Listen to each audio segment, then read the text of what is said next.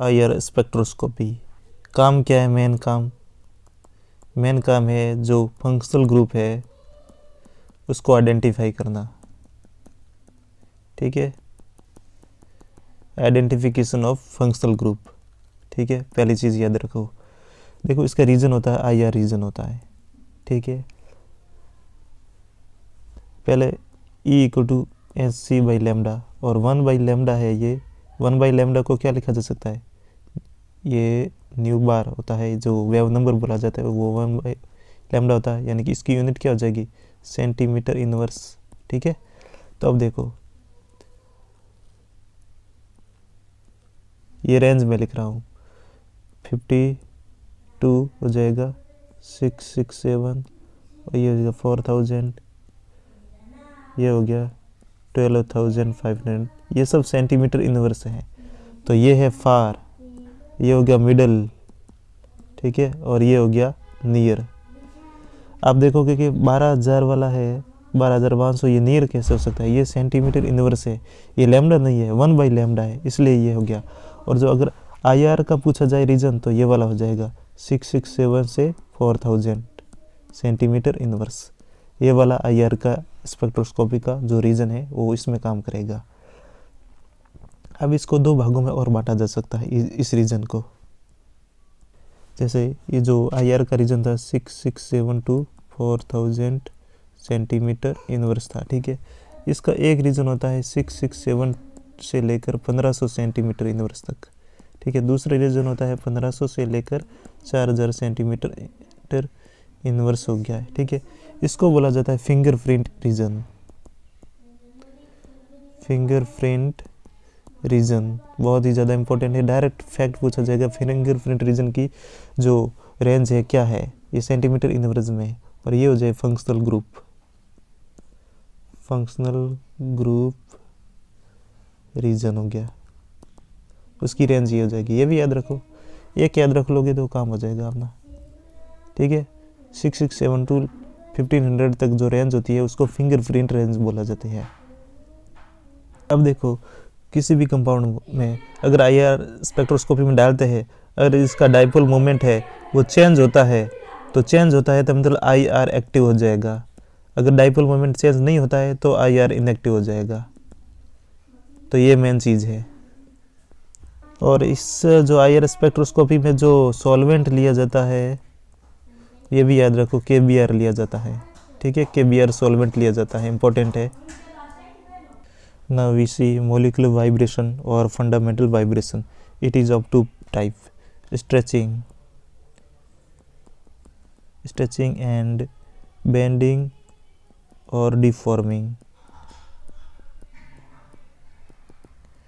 Stretching means change in bond length. It is of two type. If let's say these are the three molecules and all stretch in one direction or same direction, then it is called symmetric stretching. And if all the molecules vibrate or move in different directions like this and this is in this direction, then it is called asymmetric stretching.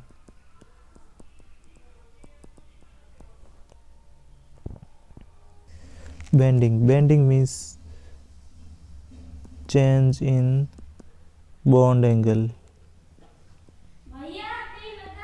Change in bond angle is bonding. Bending or deforming is of four kind. First kind is scissoring.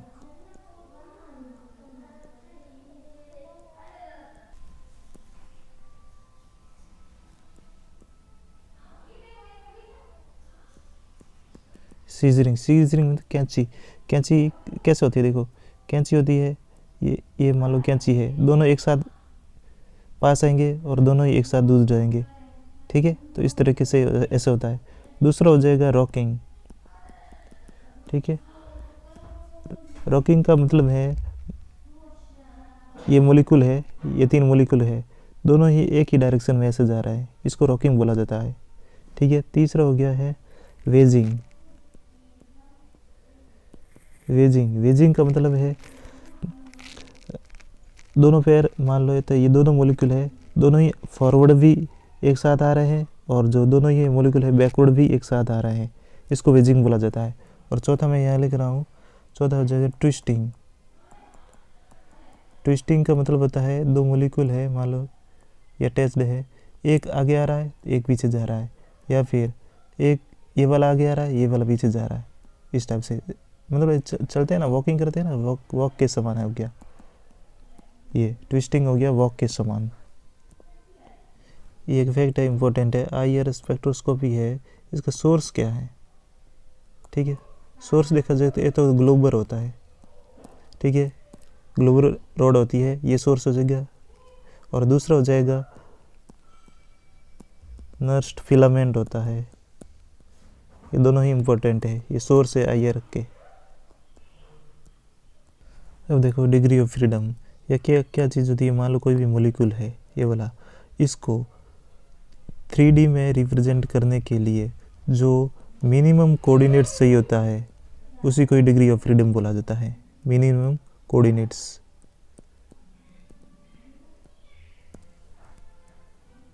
और ये जो total minimum coordinate होंगे इनका जो सम होगा, इनको सम करेंगे वो आ जाएंगे डिग्री ऑफ फ्रीडम। अब इसका डिटर्मिनेशन कैसे होगा, मान लो कोई भी मॉलिक्यूल है उसमें n एटम्स हैं, ठीक है, तो डिग्री ऑफ फ्रीडम्स कितनी हो जाएगी उसकी 3n, 3 से मल्टीप्लाई कर दो बस। एग्जांपल देखो SO2 है, इसमें मॉलिक्यूल कितने हैं 3 है, तो इसकी जो डिग्री ऑफ फ्रीडम हो जाएगी वो कितनी हो जाएगी 3 × 3 = 9। अब ये 3 क्यों लिया, 3 का क्या मतलब है, अपने जो कोऑर्डिनेट्स होते हैं x y z तभी 3D में मेंशन हो जाता है x y z होते ही, इसलिए ये 3 लिया है। अब देखो डिग्री ऑफ फ्रीडम्स होता क्या है, ठीक है, ये होता है किसी भी मॉलिक्यूल होता है, ठीक है, उसका जो एटम होता है उसका वाइब्रेशनल मोड, ठीक है, ट्रांसलेशन मोड एंड जो रोटेशनल मोड होता है, उन तीनों का सम होता है डिग्री ऑफ फ्रीडम। और ये टोटल कितना हो जाएगा 3n, अगर 3 उसमें मॉलिक्यूल n है तो, या आइटम 3 है तो 3n हो जाएगा, यानी कि v + t + r = degree of freedom = 3n। अब देखो ट्रांजिशनल मोड कैसे निकालोगे, ट्रांजिशनल मोड निकालोगे तो मान लो कोई भी एटम है या फिर आयन है या फिर मॉलिक्यूल है, ठीक है, मॉलिक्यूल है, तो इनका जो ट्रांजिशनल मोड होता है वो हमेशा ही 3 होता है, ये याद रख दो 3 होता है। अब देखो रोटेशनल मोड निकालने हैं, कैसे निकालोगे, मान लो कोई एटम है, ठीक है, एक एटम है तो इसके लिए रोटेशनल मोड होता है 0, ठीक है, अगर वो लीनियर है, लीनियर मॉलिक्यूल है, ठीक है, तो इसके लिए होता है 2, ठीक है, और जो नॉन लीनियर है मॉलिक्यूल है उसके लिए हमेशा ही 3 होता है, ये याद रख लो। क्योंकि होता क्या है कि लीनियर होने के लिए 2 मिनिमम चाहिए होती है तभी लीनियर होगा, एक जोड़ा तो कुछ भी नहीं है इसलिए 0 हो गया, एक एटम के लिए 0 हो गया, 2 एटम ले लिए तो हमेशा ही लीनियर बनेगा इसलिए 2 आ गया है, 3 ले लो, एक ये तो ये नॉन लीनियर हो गया, कैसे भी जोड़ोगे नॉन लीनियर, ये देखो इस टाइप से, तो याद हो जाएगा ऐसे। अब देखो फॉर्मूला क्या होता है 3n = v + r + t, ठीक है, अब वाइब्रेशनल का निकालना है तो 3n माइनस कर दो रोटेशनल प्लस ट्रांजिशनल, ठीक है। अब देखो वाइब्रेशनल मोड निकालते हैं कैसे, एटम के लिए, ठीक है, लीनियर के लिए और नॉन लीनियर के लिए, ठीक है, ये हो गया एटम के लिए निकालते हैं, ये बना देता हूँ। v की वैल्यू एटम के लिए कैसे निकालोगे 3n, ठीक है, माइनस एटम क्या होता है, एटम में तो n की वैल्यू क्या आएगी 1 आएगी, n बराबर एक एटम के लिए तो n की वैल्यू 1 आएगी तो 3 आ गया, माइनस रोटेशनल, किसी भी एटम के लिए रोटेशनल वैल्यू कितनी होती है बताओ 0, और ट्रांजिशनल होती है 3, तो ये कितनी होगी वाइब्रेशनल, इसमें क्या आएगा 0, यानी कि एटम के लिए वाइब्रेशनल 0 होता है। इसी प्रकार लीनियर के लिए देखो, अब इसके लिए देखो v हो जाएगा 3n माइनस रोटेशनल कितना हो जाएगा लीनियर के लिए, ये होता है 2 प्लस ट्रांजिशनल कितना हो जाएगा 3, तो कितना हो जाएगा 3n माइनस 5। इस प्रकार इसका कैलकुलेट आप कर दो। अब देखो जैसे हमने पहले पढ़ा है वाइब्रेशन, वाइब्रेशन कितना होता है, एक तो स्ट्रेचिंग होता है, एक होता है बेंडिंग, ठीक है। तो इसमें भी आएगा एक स्ट्रेचिंग आएगा, एक आएगा बेंडिंग। स्ट्रेचिंग के लिए जो ये वाइब्रेशन है ये हमेशा ही n-1 आएगा, ठीक है। अगर मैं स्ट्रेचिंग को इस टोटल में से घटा दूँ, ये मान लो t है टोटल है, तो बेंडिंग का निकाल सकते हो, निकालो 3n-5 माइनस n-1, इसको घटाओगे तो 2n-4 आ जाएगा, ये बेंडिंग आ गया। इसमें सेम इसमें भी निकाल सकते हो, सेम इसी तरह से स्ट्रेचिंग हमेशा ही सभी में, चाहे वो लीनियर हो या नॉन लीनियर हो, स्ट्रेचिंग हमेशा ही n-1 ही आएगी, ठीक है। और बेंडिंग को स्ट्रेचिंग माइनस बेंडिंग घटा दो, इस तरीके से सॉल्व कर दो। अब देखते हैं इसका एग्जांपल बहुत ही शानदार तरीके से। क्वेश्चन है CO2, सब समझ में आएगा। डिग्री ऑफ फ्रीडम क्या होगी इसकी, 3n फार्मूला होता है, तो मॉलिक्यूल कितने हैं 3 है इसमें, ठीक है। 3 मॉलिक्यूल है तो डिग्री ऑफ फ्रीडम कितनी हो जाएगी 9, ठीक है। अब इसका वाइब्रेशनल मोड निकालो। वाइब्रेशनल मोड का फार्मूला क्या होता है, एटम कैसा है लीनियर है, ठीक है, सिंगल नहीं है लीनियर है।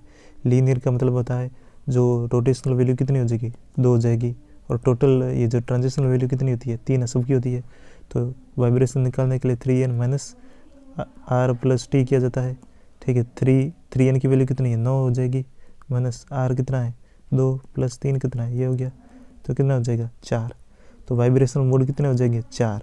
अब स्ट्रेचिंग और बेंडिंग होते हैं वाइब्रेशनल में, स्ट्रेचिंग कितने आएंगे और बेंडिंग कितने आएंगे, टोटल तो 4 आगे हैं। स्ट्रेचिंग का हमेशा ही फॉर्मूला होता है 3n-1 होता है, n कितना है 3-1 यानी कि 2, स्ट्रेचिंग आगे 2, तो बेंडिंग क्या आएगा टोटल माइनस स्ट्रेचिंग, बेंडिंग होता है तो टोटल 4 माइनस 2 कितना आ जाएगा 2। ये क्वेश्चन हो गया।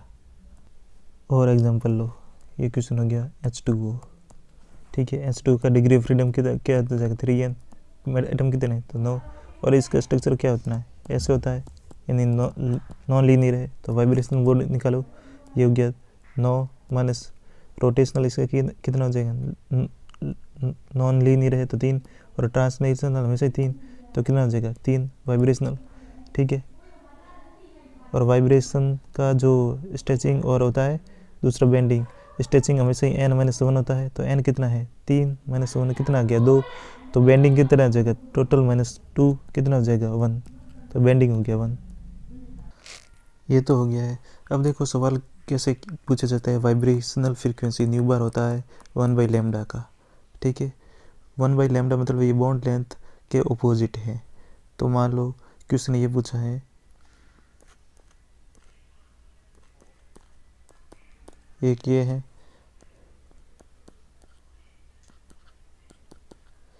तो अब वाइब्रेशनल फ्रीक्वेंसी किसकी ज़्यादा होगी, अपोजिट टू बॉन्ड लेंथ है, ठीक है। तो बॉन्ड लेंथ किसकी ज़्यादा होगी, इसकी ज़्यादा है इसकी कम है, तो ये उसका अपोजिट इस टाइप से हो जाएगा, ठीक है। और कोई भी कंपाउंड ऐसे ऐसे बनाया जा सकता है जिसमें OR ग्रुप हो, यहाँ पर CU डबल बॉन्ड O ऐसे हो सकता है, ठीक है। यहाँ पर OR जोड़ दो, कैसे भी करके ऐसे सवाल पूछा जाता है जिसमें बॉन्ड लेंथ बढ़ती है, ठीक है। पार्सल ये जो मान लो ऐसे इस टाइप से है,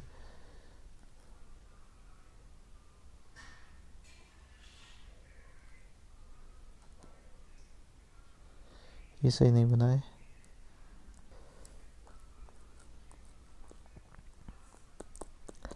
NH3 है, एक ये दे रखा है,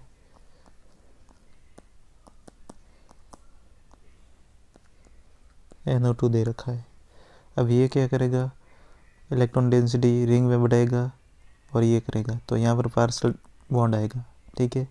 और ये क्या करेगा, ये विड्रॉ करेगा, ये विड्रॉ करता है तो वो विड्रॉ करेगा तो यहाँ तो डबल बॉन्ड ही रहेगा। तो हमें पता है इसकी जो लेंथ लैम्डा क्या होगी, इसकी कम है, लैम्डा कम है, इसका मतलब इसका जो न्यू बार है ज़्यादा हो जाएगा। तो आंसर ये हो जाएगा करेक्ट। एक और रिलेशन होता है vibrational frequency directly proportional to होता है एंगल स्ट्रैंड।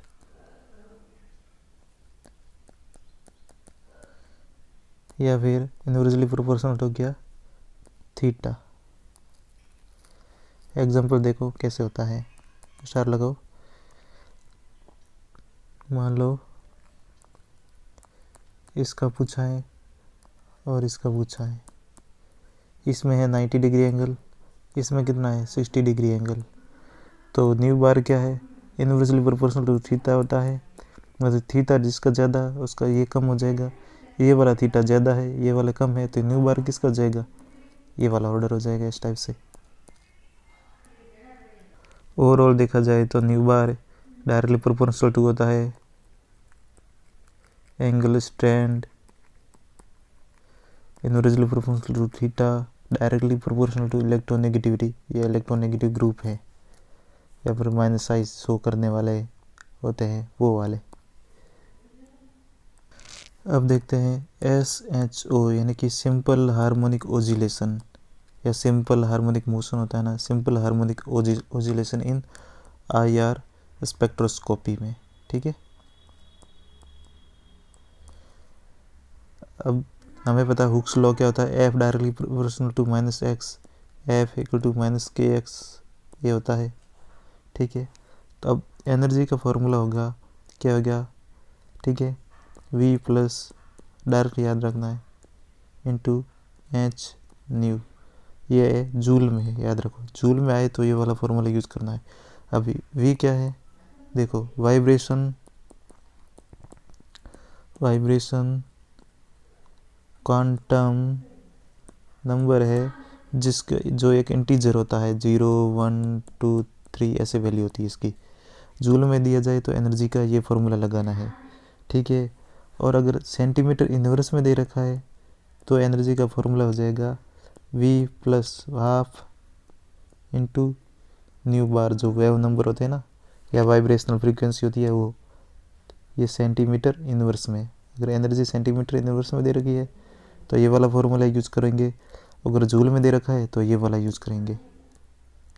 अब देखो इसी चीज़ में 0 पॉइंट एनर्जी होती है, यानी कि जब वो लोवेस्ट स्टेट में होता है ना पार्टिकल, तब उसको बोला जाता है 0, यानी कि V बराबर 0 लेंगे। तो एनर्जी V अगर 0 है तो इसका क्या फॉर्मूला हो जाएगा, V प्लस 1/2 H न्यू होता है। ठीक है, इसकी जगह 0 डालो तो क्या आ जाएगा, हाफ H न्यू नॉट, ये नॉट का मतलब है 0 पॉइंट पर। तो इस तरीके से निकाल सकते हो। अब देखो जो सबसे इम्पोर्टेंट चीज़ इसमें आने वाली है वो है डेल V। ठीक है, ये होती है +-1 सिलेक्शन रूल, इसको बोला था सिलेक्शन रूल। ठीक है, इसमें ये ग्राउंड स्टेट लिया था, फिर 1 V की वैल्यू 1, फिर V की 2, V की 3, इसमें जो V2 माइनस V1 या V3 माइनस V2 जो भी है डेल V आएगा वो इसकी वैल्यू हमेशा +-1 आएगी। तो ये होता है सिलेक्शन रूल। ठीक है, बहुत ही ज़्यादा इम्पोर्टेंट है, डायरेक्टली याद रखो। तो ये था हमने डेल V तो निकाल दिया है +-1 सिलेक्शन रूल में। अब एनर्जी लेवल में डिफरेंस क्या आएगा, ये हमेशा ही H न्यू ही आएगा। ठीक है, ये कब, जब जूल में, और सेंटीमीटर इनवर्स में दिया जाएगा तो न्यू बार हो जाएगा। ठीक है, हमेशा ये हो जाएगा सेंटीमीटर इनवर्स में, हमेशा ये याद रखो, ये डिफरेंस रहेगा। अब डेल ये क्या होता है, EN प्लस, ये मान लो del E equal to EN+1 के निकालो माइनस EN के, जो डिफरेंस आएगा वो हमेशा ही H न्यू ही होगा। ठीक है, और सेंटीमीटर इनवर्स में दिया जाए एनर्जी तब ये न्यू बार आएगा। अब देखते हैं एन हार्मोनिक ऑसिलेशन।